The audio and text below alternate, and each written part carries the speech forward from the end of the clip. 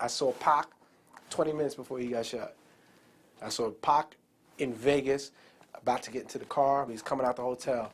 And we walked off, and we got in the cab, and they got in the Bentleys and all that other stuff. And, you know, we went on to another party, and 20 minutes later, we heard Pac got shot. I was at Warren G's house in the living room. I think we was playing a video game, and we kept getting a whole bunch of calls and pages. Somebody told us to turn on the news, and we turned the news on, and we seen the little shit. I remember calling Afeni and saying, Faye, do I need to get on a plane right now? She said, Jada, he's gonna be okay. You get here when you can. I drove down there to the hospital because I wanted to see my nigga, you know what I'm saying, make sure he was straight. I'm thinking that he was gonna make it. It was Pac. He'd been shot before. Fine. Our first reaction was, again? You know what I mean? And then he was like, he gonna be all right, because, you know, this is after he got shot 5 times. He was like a cat with like 9 lives. I had went to see him when he was still alive. And I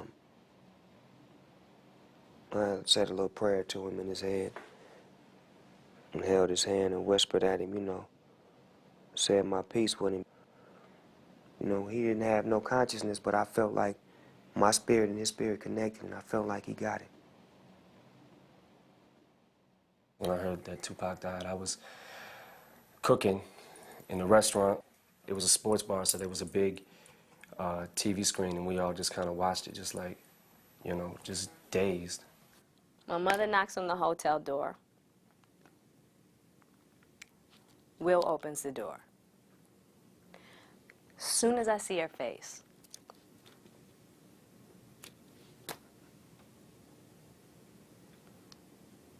I knew he was gone. I cried like my mother cried when Marvin Gaye died. A lot of people that worked at the job that I worked at didn't understand Tupac or didn't understand the music, so we're looking at us like, what's wrong? What's the big deal? Get over it. And it's like, nah, this is a really fucked up day. For the longest, I think anybody who had something to do with hip-hop and loved the music there was a sense of mourning for a long time. We met at Baltimore School of the Arts. It was the first day, and he came over to me and introduced himself. And in high school, Pac was a little funny looking. Definitely, from looking at him, wasn't necessarily like the type of cat that I would even like deal with, you know. But as soon as he approached me, he was like a magnet. It was like once you paid attention to him, he kind of sucked you in. And we hit it off from that moment on. He would tell me all the time, Jada, you're gonna be a star. You know what I mean? I'm like, Pac, come on. He's like, you're gonna be a star. You got it. You just got it. I don't think either one of us really thought that we would have made it in the way that we did. But we knew we were going to do something. He was one of my best friends. He was like a brother. And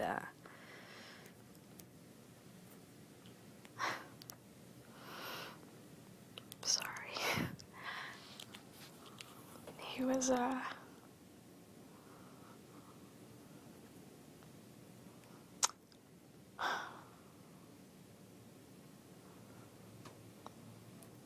mean, it was beyond friendship for us, you know, as far as just, it was really difficult to explain because the type of relationship we had, you only get that once in a lifetime, so he was like a brother, father figure to me. Very protective, and we took really good care of each other. We took really good care of each other, the best that we could. But we gave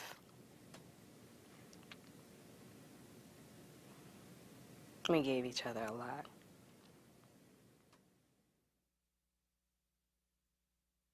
What people don't know is that he really kept, you know, me and my wife together too, because there came a point in time where I just felt like I didn't need to be, you know, in a relationship, you know what I'm saying, because it was becoming a headache to me, and all these girls wanted to be with me, and I was like, you know, fuck that.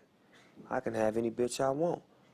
And I mean, we was flying back from Belize, and a gang of the homies, you know what I'm saying, from Death Row was like, yeah, man, fuck that bitch. My baby mama ain't shit. They was telling me about how their relationships is, and then Pac just was like, man, fuck that. That's your son's mother. You love her. She the only one that gonna love you. Just the shit he was saying was, it was like real, you know? And it was sounding crazy coming from him because he didn't have no relationship like that. But for him to tell me that, the shit really stuck in my heart. When I got home, you know, we pieced it back together, and me and my wife, you know what I'm saying, we worked it out and eventually got married, you know what I'm saying? It was like, I gave him a lot of credit for that because I didn't have no direction. I didn't have nobody to talk to, and I was like young and I didn't really know, so, you know, his advice stood out more than the negative advice did. He been everywhere. He lived in New York, Oakland, here, there. He had so many stories. He had so many, you know what I mean? Everybody else was from one hood. We could tell you about how it is in our hood. He could tell you about how it was in different hoods all over. He could tell you about how it was in the Black Panthers. He could tell you know what I mean? So anybody who didn't listen to Pac and just shrugged off what he was saying is just, this nigga just out here talking or whatever. It was missing a jewel, was missing something that they could have took with for the rest of their life, and I'm glad that I was. He was so much of an influence, you know, he with me forever. You know what I mean? For life.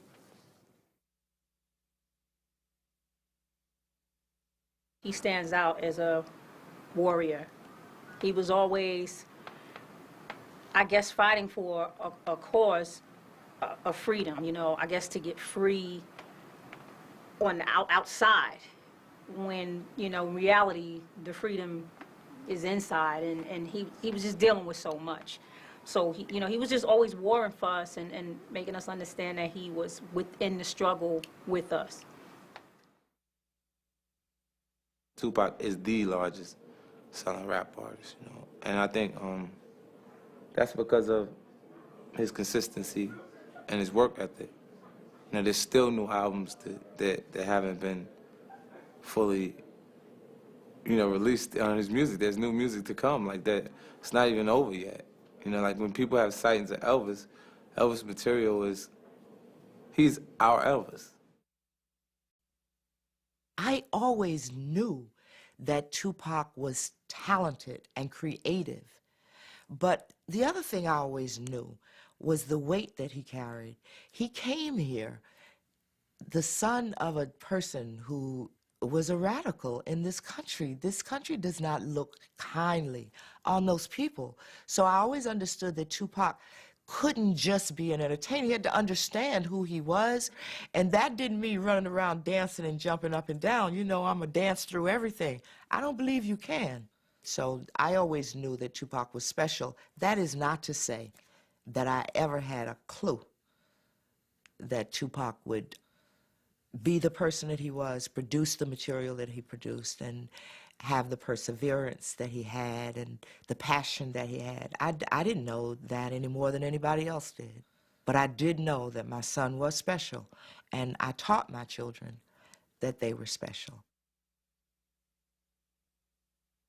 When we were children, Tupac was a butthead, and he was a typical older brother.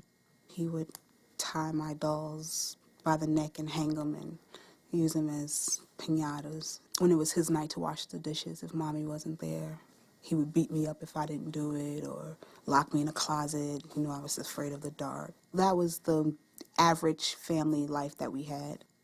When we just had a family meeting and Mom told us about something, a bill couldn't get paid or a struggle we was about to face, it was clear with the two of us that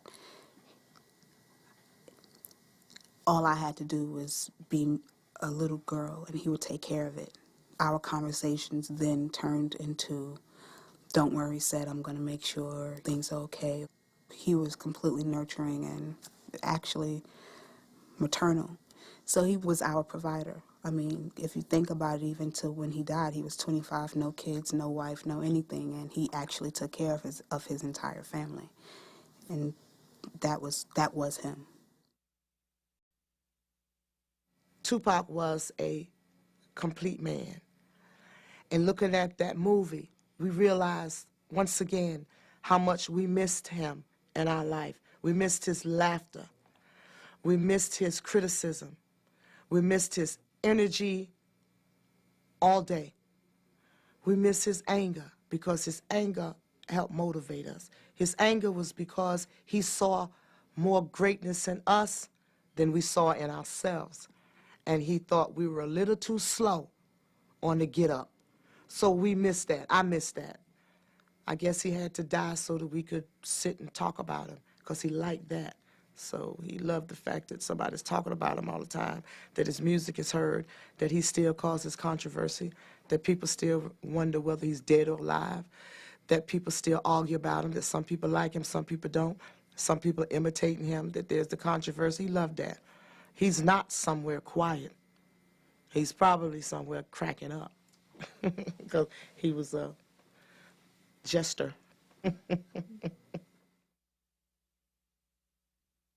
What made Tupac happy is to see his family succeed and see his family. He was a family person. He was Tupac. He never changed. I mean, when he became a star and stuff, he still like Tupac was of old. I couldn't see nothing different, except he just had them bodyguards watching after me, you know. I learned from Tupac that you can do and be whatever you want to be in this world, and you could really come and start from nothing. He proved that to me. I've seen it with my own eyes, because it's not like we came from a family of lawyers and doctors. No. Drug dealers, militants, drug abusers. He pulled up from all that and did his thing. And he proved that you can do it. I'm not going to say he had a charmed life, but he was blessed. And you already knew that he was blessed. People was attracted to him. I mean, people used to fight to babysit him. The whole neighborhood, man, all the girls, the pretty girls, you know. He was a ladies' man. Yeah, he was a ladies' man at 1 year old. I mean, it was quite obvious that that boy was going to be something special. Quite obvious. He was a loving person, and you know, he was our friend. He was our family member. He was someone who was dear to us. And you know, the loss, you know, of him was just very devastating, and you know, very real. A lot of little things that he did inspires my life today to make me who I am, and I love him. And I'm grateful to God and to his mama and daddy and to my mother and to all my family for cultivating a person like Tupac in my life. Pac had a crazy impact on my life. Every level of my family is affected by him right now, to this day. You know what I mean? He still support the whole family. You know what I mean? He still pay for kids' Pampers and shit. You know what I mean? He's still putting food on people's tables and paying for Thanksgiving and Christmas and shit like that. So he affected my life like a motherfucker. Pac, for us, the outlaws, the younger dudes in the family, he was like our champion. When everybody was like, yo, them niggas ain't shit, they ain't doing shit, they sitting around, they lazy, they don't want to do shit. Pac would be like, nah, fuck that, they ain't lazy. Them is my niggas, they rapping, that's what their job is. They rapping, they all right. Pac was the one that stuck up for us, like, nah, that ain't what's going on. Nah, they ain't doing that. They rolling with me. Tupac was an old soul, an old spiritual soul, knowing things, having the wisdom of someone having been here for 70 years, that was shoved into this crazy 17-year-old body. She used to tell me, yeah, but I'm not the typical 23-year-old. And after I knew him for 2 or 3 years, he used to say, put that in the legacy. Write that down in the legacy. And I thought, boy, this ain't no legacy. And it was. I've been in the ghettos of America, and they love Pac. You know, they call him the Black Jesus. He was sent here to save us. That's what a lot of real cats, I mean murderers, killers, carjackers, whatever you want to name. When I go to a ghetto, my pass is unlimited. You know, I hit any ghetto in America, and they know I'm not a police. They know I'm not no hook. They know I'm real. They know I mess with Pac, and they love Pac. So they open me with open arms. So that's what I really love, that he created something that he never got to see. My sister was graduating from elementary in 1994, and Tupac was paying for her dress and all of her accessories, and he said, okay, so the next thing we need to do is get ready for prom. And she said, no, my prom wouldn't be coming up too soon, Shauna's would. So he said, okay, we'll plan for her prom. We would talk about it and joke here and there, saying, okay, it's coming, it's approaching, prom time is almost here, are we still going? Like, yeah, we're still going. I told you we're going. So I went ahead, I had my dress made. Prom came around June 7th, 1996. Limo picked me up, and he told me, he's like, you look beautiful. I've never seen you dress up like this. When we were walking in, all the kids are like, we danced one song, and then we left. I think the world's lost a good person, and a lot of people didn't see the real him.